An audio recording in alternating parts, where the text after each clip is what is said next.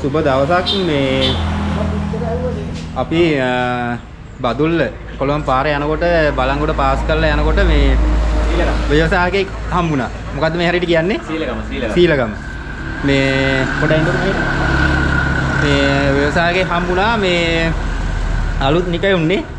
ඔයගොල්ලන්ට පේනවා ඇති මේ දේශීය නිෂ්පාදන කියන්නේ මේකේ තියෙන තනිකරම යන්ත්‍රෝපකරණ සෙල්ලම් බඩුනේ. සෙල්ලම් මාඩ. දේශීය සෙල්ලම් මාඩ ලී වලින් නිෂ්පාදනය කරන්නේ. ඔව්. මේ වගේ බබාට ළමයන්ගේ බුද්ධි වර්ධනය සඳහා ඔව්. ඒ කියන්නේ ළමයි සත්‍යයෙන් වැඩ කළා. මේ වගේ පස් ටිකක් අපිට. ඒ කියන්නේ ක්‍රියා කරන්න අතින් ක්‍රියා කරගන්න පුළුවන් විදියට. මොලේ හා අත් දෙක එකවර වැඩ කරන විදියට මේ දෙකකින් වැඩ කරද්දි මෙයා ප්ලෑන් කරන්න බෑ පස් ටිකක් කපනවාද මෙයා මොකද්ද කරන්න කියන එක. ඒක අත් දෙකෙන් යන විදියයි පස් ටික එකතු කරගන්න විදිය. මේ විදියට පස් ටික හලා ගන්න විදිය. ඒ විදියට මේක බැකෝ එක නිර්මාණය කරලා තියෙන මේ විදියට. දැන් ඔක්කොම සාමාන්‍යයෙන් මේ නිපැයුම් එක එක වර්ග ඇතිනේ. ඒතකොට කීයක් විතර තියෙනවද? වර්ග වලින් මෙහෙමයි. දැනට බැකෝ එක, වවුසර්, බස්, ටිපර්, ට්‍රැක්ටර්, ඊට පස්සේ ක්‍රේන් එක, ඒ වගේ ස්කැමල් එක, ඒ වගේ පොඩි පොඩි නිෂ්පාදන දැන්ට කරලා තියෙනවා. ඒ කියන්නේ නිමක් නැතුව මට තියෙන සෙල්ලම් භාණ්ඩ ඔක්කොම නිෂ්පාදනය කරන්න පුළුවන්. ඔබතුමා මොකක් හරි වෙන ජොබ් එකක් කරන ගමන්ද කරන්නේ නැත්නම් මේ නෑ මම ජොබ් එකක් කරගෙන හිටියා. ජොබ් එකෙන් අයින් වෙලාම බිස්නස් එකක් පටන් ගන්න අදහසින් තමයි මේක පටන් ගත්තේ. මේ දේශීය දෙයක් පටන් ගන්න ඕනි කියන හැඟීමෙන් තමයි මේක පටන් ගත්තේ. ව්‍යවසාය කට්ටියට මුල් තැනක් දෙන්න ඕනි කියලා හිතනවා. ඒ නිසා තමයි මම මේක පටන් ගත්තේ. මේ දැන් සාමාන්‍ය මේකට වෙළඳපොළ කොහොමද හැදිලා තියෙන්නේ? මේකට වෙළඳපොළ කියන්නේ බොහෝ දෙනා හිටියේ ඉන්නහා අපේ රටේ තිබුණ දේ තමයි චයිනීස් දේවල්නේ. ප්ලාස්ටික් කියන දේ තමයි. මට ඇත්තටම තරගේ තියෙන්නේ දැන් චීනෙත් එක්ක. මෙහෙම බැලුවට මෙතන ඉඳන් බැලුවත් මට තියෙන්නේ එතනත් එක්ක. ඒ බලපන් ඔක්කොම බලන්නේ ප්ලාස්ටික් කියන දේත් එක්ක තමයි බලන්නේ. මේ වැඩිමිට හරි ලාභයක් තියාන විකුණන එකනේ. ඒතර මම ඒකෙන් මට තරංකාරීත්වයේ තියෙන්නේ එතනත් එක්ක. නමුත් බොහෝ දෙනා මම මෙතන එළියට දාපුවාම මේ වගේ ෂොප් එකක් දාපුවාම මට දැනගන්න ඕනේ ගොඩක් අයට මේ දේ අවශ්‍යයි. මේ දේ අවශ්‍යයි. ඒකයි දැක්කේ මේක වෙනස් දෙයක් නේ. දැන් අපේ කට්ටිය සෙල්ලම් බඩු ගන්න ඇත්තටම තියෙන ප්ලාස්ටික් අර එහෙමනේ.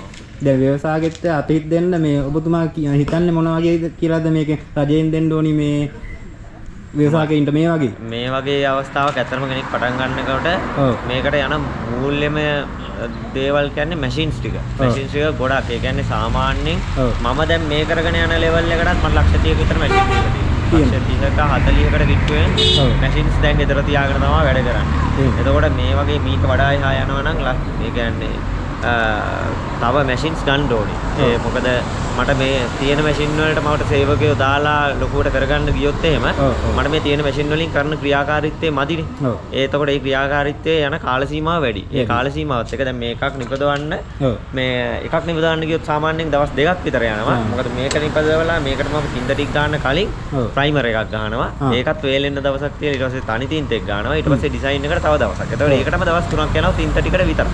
තින්ත වැඩේට විතර. ට්‍රේන් කිරීම. ඊට කලින් මම මේක නිෂ්පාදනය කරන්න මට දවස් එකමාරක්වත් අඩුම යනවා. මේ බැකෝ එකක් තනි එකක් නිෂ්පාදනය කරනවා. ඒතර මම මේක දැන් කරන්නේ 100ක් වගේ එකපාර කපාගෙන දවස් දෙකක් තුල සම්පූර්ණ කැලරික් කපාගෙන ඊට පස්සේ දවස් 10ක් වගේ 10ක් විතර 10ක් 12ක් වගේ යනකොට මට පුළුවන් 100ක් නිෂ්පාදනය කරන්න. එතකොට මේවා ඔබතුමා හදන්නේ ලීවි යකඩ භාවිත ගන්න නැති. යකඩ භාවිතයක් කියන්නේ මම පොඩි මේවට මේ ඔව් ඇනටික් ගන්නවා. මම මේකත් ලීයෙන් නිෂ්පාදනය කරේ මේ මෙයාට බකට් එක. බබාට පාවිච්චි කරන මේ බකට් එක. මේ බකට් එක ලීයෙන් නිෂ්පාදනය කරාට පස්සේ උනදේ පස් ටික මෙයාට එකතු කරගන්න බෑ. පස් ටික ලිස්සලා යනවා. එතකොට බබා මේ කරන ක්‍රියාකාරීත්වය කරන දේ අතාරිනවා. අතාරින නිසා තමයි මේක ආයෙම මේ තහඩු වලින් එකත් කැපෙන්නේ නැහැ. හොඳට ඒක වැලි කොලෙන් පොලිෂ් කරලා පේන්ට් කරලා ඒ විදිහට දෙන්නේ බබාට ඩැමේජ් එකක් නොවෙන්න. නමුත් බබා මේක අතෑරියොත් මේ ගන්න සෙල්ලම් බඩුවෙන් වැඩකුත් නැහැ. මේ මොලේ ක්‍රියාකාරීත්වය ඇති වෙන දෙයක්. ඒ නිසා මේක කරොත් බබාට හොඳයි. ඒ වගේම මේ දැන් අපි නැත්තම් තියෙන්නේ රිමෝට් එකකින් කරන දෙයක්නේ. රිමෝට් එකකින් හෙට මෙහෙට කරනවා. එතකොට මනස දැන් හැමදේම අපි ගේම් ගහනවා. ඒ වගේ දේවල් නේ දැන් බබාලා තියෙන්නේ. ඒතර මේ වගේ දෙයක් අතින් කරන වැඩක් කරන්නේ නැහැනේ. ඒතර මේ අතින් කරන වැඩේ මම දුන්නත් වැඩක් නැහැ. මේකේ ක්‍රියාකාරීත්වයෙන් බබාට වැඩක් වෙන්නේ නැත්තම්. දැන් මේක මම ලී වලින් නිෂ්පාදනය කරා කියලා මේක ඇල්ල මට මේක ලීයෙන් නිෂ්පාදනය කරා කියලා මෙයා අතාරින්න ප්‍රතිශතය වැඩි වැඩේ කරන එක. ඒ නිසා මේක මේ විදිහට නිෂ්පාදනය කළා යාට ඩැමේජ් එකක් නොවෙන්න මේක දුන්නම මෙයා ඇත්තට මේ ක්‍රියාකාරීත්වයෙන් මෙයා සෙල්ලම් කරන්න ගන්නවා.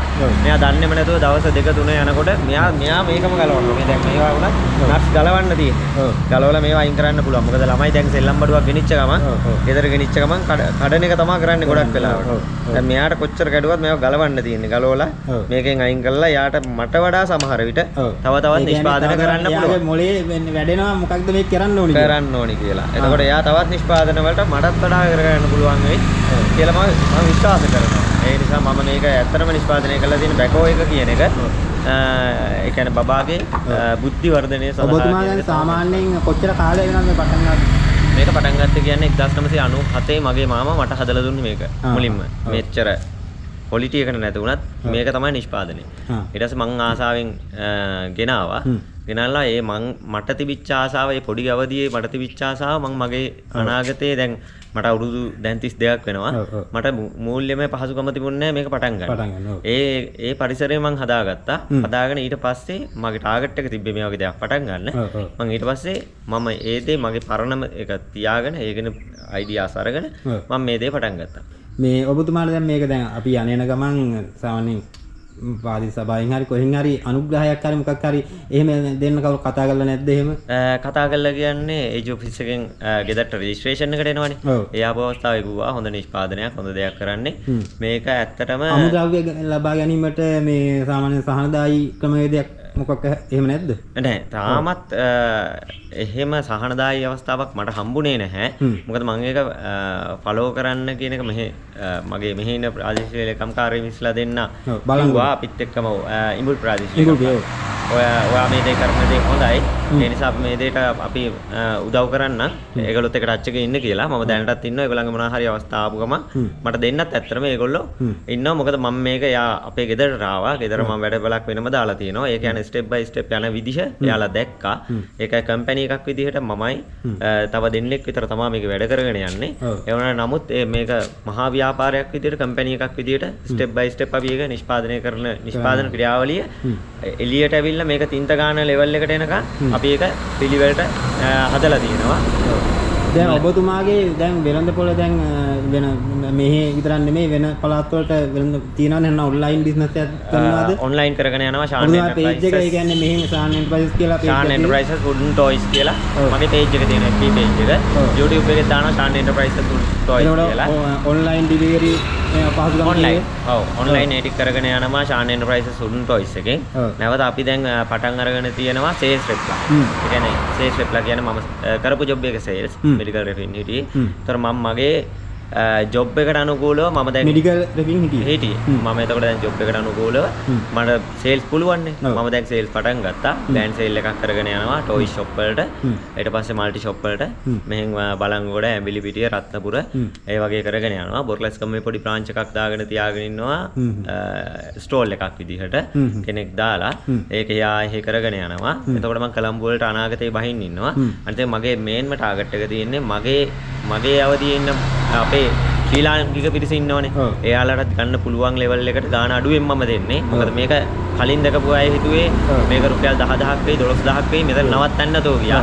මම රුපියල් 200ක ලාභයක් තියාගෙන මගේ මිනිස්සුන්ට පොඩි ගානකට මම මේක දෙන්න තීරණයකට ආවා. මම ඒකත් දැන් කරගෙන යනවා මේ විදිහට ගණන් ගහලා මේ විදිහට කරගෙන යන්නේ. ඒකයි මගේ ලොකුම ටාගට් එකක් තියෙන්නේ මේක මට ලංකාවෙන් එළියට ගෙනියන එක. ඒ ලංකාවට එළියට ගෙනියනකොට මට සායක් දක්වන්න මොකක් හරි අවස්ථාවක් තිබුණොත් ඒක තමයි මට ලොකුම හයිය. මගේ ලොකුම බලාපොරොත්තුව මට මේක තව අවුරුද්දක් යන්න කලින් ලංකාවේ එළියෙන් ඕඩර්ස් එන තරමට ගන්න එක. මොකද මට එතකොට පුළුවන් ලංකාවේ මුලින්ම මගේ ගමේ මිනිස්සුන්ට මට ජොබ් දෙන්න පුළුවන්.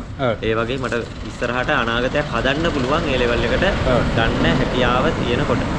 ඉතින් මේ මෙන්න අපේ මෙඩිකල් රෙප් කෙනෙක් විදියට ජොබ් එකක් කරපු සහෝදරයෙක් ඇත්තෙන්ම සතුටු හිතුණා මේ මොකද තමන්ගේ දෙයක් ව්‍යවසායකයෙක්කින් ගොඩනගෙන්න හිතාගෙන ඉන්න මේ තරුණෙක්. ඉතින් මේ මෙතුමාට අපි අනාගතේ ඒ කියන්නේ අපි දැන් චීනෙන් ඇත්තෙන්ම නේද ප්ලාස්ටික් ගොඩක් මේවා මේ සෙල්ලම් බඩු ටොයිස් බඩු ගේන්නේ. ඉතින් මේ වගේ තරුණයට අතීත දීලා දැන් රජයට මොකක් කියන්නත් බෑ. ඇත්තෙන්ම ඔබලා ඒ කියන්නේ පාරිභෝගික විදිහට මේ වගේ තරුණින්ට අතීත දීමක් කරන්න අනිවාර්යෙන් ඕනේ. මේ නේද? ඔව්. කොහොමත් මේක මිනිස්සෙක් ෆෝන් එකෙන් දකින්නට වඩා මෙතන ඇවිල්ලා දැකපු කෙනෙක් නොගෙන යන්නේ නැහැ. මොකද දැක්කට පස්සේ හිතනවා මේක මේ ගානට ගොඩක් ලාභයි මේක ගොඩක් මහා ක්‍රමයක් දාලා මේක කරලා තියෙන්නේ. ඒක ඕනෙම කෙනෙක්ට තේරෙනවා මෙතන දකින්න අත ගන්න අල්ලන කෙනාට. එතකොට දැන් ඔන්ලයින් දාන ඇත ඔන්ලයින් ඕඩර්ස් මට එනවා. ඔන්ලයින් කරගෙන යනවා. ඒ අතරතුරේ මගේ ෆෝන් නම්බර එක තමයි 071 181 5990. ඔව් මම මේක යටින් දාන්නා. ඕකට තමයි WhatsApp නම්බර එකට මට ඕඩර්ස් එනවා. ඒ වගේම ශාන් එන්ටර්ප්‍රයිසස් ෆුඩ් ටොයිස් එකට එනවා. ඔබ දැන් එතකොට ඔන්ලයින් ඩෙලිවරිත් කරනවා. ඔන්ලයින් ඩෙලිවරි කරනවා. පෝස්ට් ඔෆිස් එක හරහා ගොඩක්ම කරගෙන යනවා.